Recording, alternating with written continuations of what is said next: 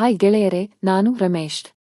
ಸದ್ಯ ಹಾವೇರಿಯಲ್ಲಿ ವಾಸಿಸುತ್ತಿದ್ದು ಕೃಷಿ ಮಾಡಿಕೊಂಡು ನನ್ನ ಜೀವನ ನಡೆಸುತ್ತಿದ್ದೇನೆ.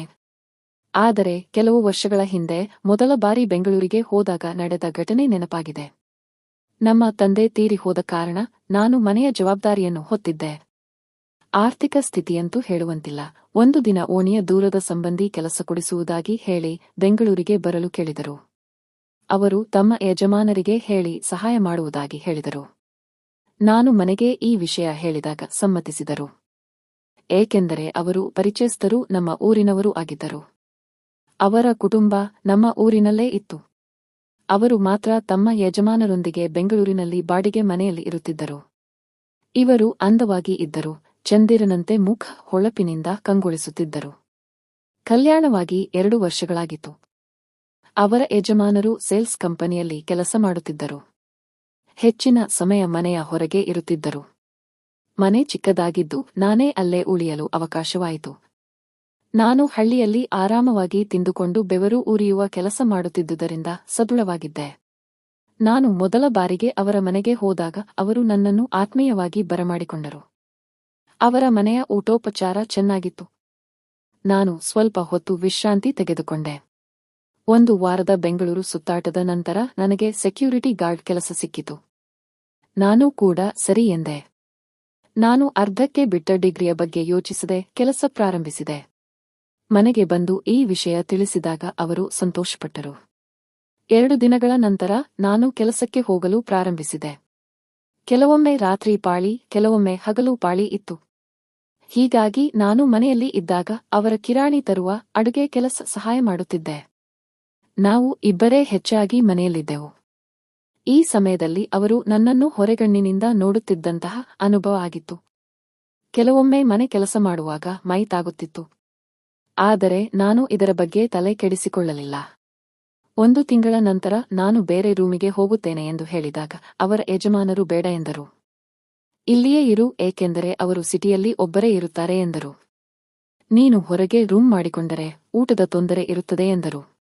ನಾನು ಈ ಮಾತು ಮನೆಯಲ್ಲಿ ಹೇಳಿ ಕೊನೆಗೆ ಒಪ್ಪಿಸಿಕೊಂಡೆ. ಅವರೇ ಹೇಳಿದಂತೆ ಮನೆಯಲ್ಲೇ ಉಳಿದೆ. 1 ತಿಂಗಳ ಸೆಕ್ಯೂರಿಟಿ ಕೆಲಸದ ಬಳಿಕ ಸಾಯಂಕಾಲ ಮನೆಗೆ ಬಂದು ಊಟ ಮಾಡಿ ವಿಶ್ರಾಂತಿ ತೆಗೆದುಕೊಳ್ಳುತ್ತಿದ್ದೆ. ಕೆಲವೊಮ್ಮೆ ನನಗೆ ನಿದ್ರೆ ಬಾರದೆ ಕಣ್ಣು ಬಿಟ್ಟಿದ್ದವು. ನನಗೆ ಗೊತ್ತಾಗಿದ್ದು ಏನೆಂದರೆ ಅವರು ಸುಖದಿಂದ ಇರಲಿಲ್ಲ. ಅವರ ಯಜಮಾನರು ಅವರನ್ನು ಸರಿಯಾಗಿ ಪರಿಗಣಿಸುತ್ತಿರಲಿಲ್ಲ. ಆದರೆ ಈ ವಿಷಯ ಕೇಳಲು ನನಗಾಗಿರಲಿಲ್ಲ. ಮೊದಲ ತಿಂಗಳ ಸಂಬಳ ಬಂದ ಮೇಲೆ ಎಲ್ಲರಿಗೂ ಬಟ್ಟೆ ತಂದುಕೊಟ್ಟೆ. ಮಾರನೇ ದಿನ ಅವರು ಮತ್ತು ಅವರ ಯಜಮಾನ ಅದನ್ನು ಧರಿಸಿದ್ದರು. ಆದರೆ ನನ್ನ ಗಮನ ಅವರಲ್ಲೇ ಇತ್ತು. ಅವರು ಆಕಾಶದಿಂದ ಬಿದ್ದ ಚುಕ್ಕಿಯಂತೆ ಕಂಡುಬರುತ್ತಿದ್ದರು. ಅವರು ನನ್ನ ಮುಂದೆ ನಾನು ಹೇಗೆ ಕಾಣಿಸುತ್ತೀನಿ ಎಂದು ಕೇಳಿದಾಗ ನಾನು ಏನು ಹೇಳಲಿಲ್ಲ. ಮಾತು ಬಾಯಲ್ಲಿ ಬಂತುವಲ್ಲ. ಕೊನೆಗೆ ಉಗುಳಿ ನುಂಗಿ, ಇಬ್ಬರೂ ಚೆನ್ನಾಗಿ ಕಾಣಿಸುತ್ತಿದ್ದೀರಿ ಎಂದು ಹೇಳಿದೆ. ಈ ಘಟನೆ ಬಳಿಕ ಮನೆಯಲ್ಲಿ ನಾನು ಇದ್ದಾಗ ಅವರ ಸೌಂದರ್ಯ ಗಮನಿಸುತ್ತಿರುತ್ತಿದ್ದೆ. ಕಸಗುಡಿಸುವಾಗ, ಬಟ್ಟೆ ಒಗೆಯುವಾಗ, ಟಿವಿ ನೋಡುತ್ತಿರುವಾಗ ಎಲ್ಲ ಸನ್ನಿವೇಶದಲ್ಲೂ ಅವರು ನನ್ನ ಗಮನ ಸೆಳೆಯುತ್ತಿದ್ದರು. ನಾನು ಅವಳಿ ಭಾವನೆಗಳಲ್ಲಿ ಸಿಲುಕುತ್ತಿದ್ದೆ. ಪಕ್ಕದಲ್ಲಿ ಕುಳಿತು ಮಾತನಾಡುತ್ತಿದ್ದೆ. ಅವರು ವಿರೋಧ ಮಾಡದೆ ಸುಮ್ಮನೆ ಮಾತನಾಡುತ್ತಾ ಕೂರುತ್ತಿದ್ದರು. ಹೀಗೆ ಒಂದು ದಿನ ಅವರ ಯಜಮಾನರು 1 ವಾರದ ಬಿಸಿನೆಸ್ ಟ್ರಿಪ್ಗೆ ಚೆನ್ನೈಗೆ ಹೋದರು. ಅವತ್ತು ನಾನು ಸಾಯಂಕಾಲ ಮನೆಗೆ ಬೇಗನೆ ಬಂದೆ. ಅವರು ಮನೆಯ ಮೇಲ್ಭಾಗದಲ್ಲಿ ಬಟ್ಟೆ ತೊಳೆಯುತ್ತಿದ್ದರು. ನಾನು ಅಲ್ಲಿಗೆ ಹೋದಾಗ ನನ್ನ ಕಣ್ಣುಗಳೇ ನಂಬಲಿಲ್ಲ. ಅದೆಷ್ಟು ಸೌಂದರ್ಯ! ಬಟ್ಟೆ ತೊಳೆಯುವಾಗ ಸೌಂದರ್ಯದ ದರ್ಶನವಾಯಿತು. ಮತ್ತೊಂದೆಡೆ ಸೂರ್ಯಾಸ್ತವಾಗುತ್ತಿತ್ತು.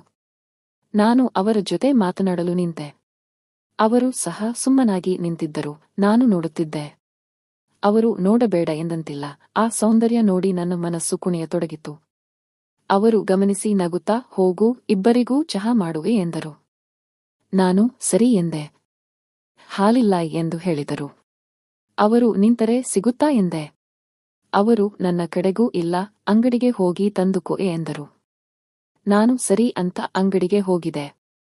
ಹಾಲು ತಂದು ಇಬ್ಬರಿಗೂ ಚಹಾ ಮಾಡಿದೆ. ಇಬ್ಬರೂ ಕುಡಿದೆವು. ನಂತರ ನಾವು ಆಟೋದಲ್ಲಿ ಕಿರಾಣಿ ತರಲು ಹೊರಡಿದ್ದೆವು. ಆಟೋ ಸೀಟಿನಲ್ಲಿ ನನ್ನ ಮೊಣಕೈ ತಾಗಿ ಸೀಟು ಮೆತ್ತಗಿತ್ತು. ನಾನು ಕ್ಷಮಿಸಿ ಎಂದೆ. ಅವರು ಪರವಾಗಿಲ್ಲ, ಇದೆಲ್ಲ ಸಹಜ ಎಂದರು. ನಗುತು ಸುಮ್ಮನಾದರು. ಖರೀದಿ ಮಾಡಿ ಮರಳುವಾಗ ಪಕ್ಕದಲ್ಲೇ ಅಂಟಿಕೊಂಡು ಕುಳಿತೆ. ತಾಗುವಿಕೆ ಆಗುತ್ತಿತ್ತು. ರಸ್ತೆಗಳಲ್ಲಿ ಆಟೋ ಕಿತ್ತಲ್ಪಟ್ಟರೂ ಅವರು ಸುಮ್ಮನೆ ಕುಳಿತಿದ್ದರು. ಮನೆಗೆ ಬಂದ ಮೇಲೆ ಅವರು ಕಿರಾಣಿ ಮೇಲೇರಿ ಇಡೋಣ ಬಾ ಎಂದರು. ನಾನು ಸಹಕರಿಸಿದೆ. ನಾನು ಕುರ್ಚಿಯ ಮೇಲೆ ನಿಂತೆ. ಅವರು ಒಬ್ಬ ಕಿರಾಣಿ ನೀಡುತ್ತಿದ್ದರು. ಹೀಗೆ ಮೇಲಿಂದ ಕೆಳಗೆ ನೋಡಿದಾಗ ಸೌಂದರ್ಯದ ದೃಶ್ಯ ದೃಷ್ಟಿಗೆ ಬಂತು. ಮತ್ತೊಬ್ಬನು ಎದ್ದು ಕುಣಿಯತೊಡಗಿದ. ಅದು ನೋಡಿ ನಾನೇನು ಮಾಡುವುದು ಎಂಬಂತಾಗಿತ್ತು. ಅವರ ನಗು ನೋಡಿ ನಾನು ಮುಜುಗರದಿಂದ ನಿಲ್ಲುತ್ತಿದ್ದೆ. ಕೊನೆಗೆ ಅವರು ಕೈಹಾಕಿ ಅದನ್ನು ಮಾಡಿದರು. ನಂತರ ಉಳಿದವುಗಳನ್ನು ಇಟ್ಟೆ. ಹೀಗೆ ಒಂದು ದಿನದ ಘಟನೆ ನನ್ನೊಳಗೆ ಬದಲಾವಣೆ ತಂದಿತು. ಮೊದಲಿಗೆ ಅವರ ಮನೆಗೆ ಹೋಗಿದ್ದೆ. ನಂತರ ತಪ್ಪು ಮಾಡುತ್ತಿದ್ದೇನೆ ಎಂಬ ಭಾವನೆ ಹುಟ್ಟಿತು. ಆಗ ನಾನು ಮಾತನಾಡಿದೆ. ಇದು ತಪ್ಪಲ್ಲವಾ? ಏನಾದರೂ ಸಮಸ್ಯೆ ಆದರೆ ಎಂದು ಕೇಳಿದಾಗ ಅವರು ಇಲ್ಲ, ವಿಷಯ ಗುಟ್ಟಾಗಿ ಇರಲಿ, ನೀನು ನಿನ್ನ ಪಾಡಿಗೆ ಇರು, ನಾನು ನನ್ನ ಪಾಡಿಗೆಯೇ ಎಂದರು. ಆದರೆ ನಾನು ಮುಂದೆ ಆ ಮನೆಯನ್ನು ಬಿಟ್ಟು ಬೇರೆ ಏರಿಯಾದಲ್ಲಿ ರೂಮ್ ಮಾಡಿಕೊಂಡೆ. ಏಕೆಂದರೆ ನನ್ನ ಆಫೀಸ್ ಹತ್ತಿರವಿತ್ತು. ಆದರೆ ಅವರ ಮನೆಗೆ ಹೋಗುವುದು ಬಿಡುತ್ತಿಲ್ಲ. ಒಮ್ಮೆ ಹೋಗಿ ಬರುತ್ತಿದ್ದೆ. ಕೊನೆಗೆ ಎಲ್ಲವೂ ಬೇಡ ಅಂತ ಊರಿನ ಹೊಲವೊಂದನ್ನು ಹಿಡಿದು ಕೃಷಿ ಪ್ರಾರಂಭಿಸಿದೆ. ಮನೆಗೆ ಆಧಾರ ಸ್ತಂಭ ನಾನೊಬ್ಬನೇ. ನನ್ನಿಂದ ಏನಾದರೂ ಸಮಸ್ಯೆ ಆದರೆ ನಮ್ಮ ಕುಟುಂಬಕ್ಕೂ ತೊಂದರೆಯಾಗುತ್ತದೆ ಅನ್ನಿಸಿಕೊಂಡೆ. ಎಷ್ಟು ಕಷ್ಟವಾದರೂ ಅಲ್ಲೇ ಇರುತ್ತೇನೆ ಅಂತ ನಿರ್ಧರಿಸಿ ಊರಿಗೆ ವಾಪಸ್ ಬಂದೆ. ಹೀಗಾಗಿ ಯಾರೂ ತಪ್ಪು ಮಾಡಬೇಡಿ. ಇದರಿಂದ ಒಳ್ಳೆಯದಾಗುವುದಿಲ್ಲ. ನಿಮ್ಮ ಸಮಸ್ಯೆಗೆ ಪರಿಹಾರ ನಿಮ್ಮೊಳಗೆ ಇದೆ. ಈ ಕತೆ ಇಷ್ಟವಾದರೆ ಲೈಕ್ ಮಾಡಿ, ಚಾನೆಲ್ ಸಬ್ಸ್ಕ್ರೈಬ್ ಮಾಡಿ.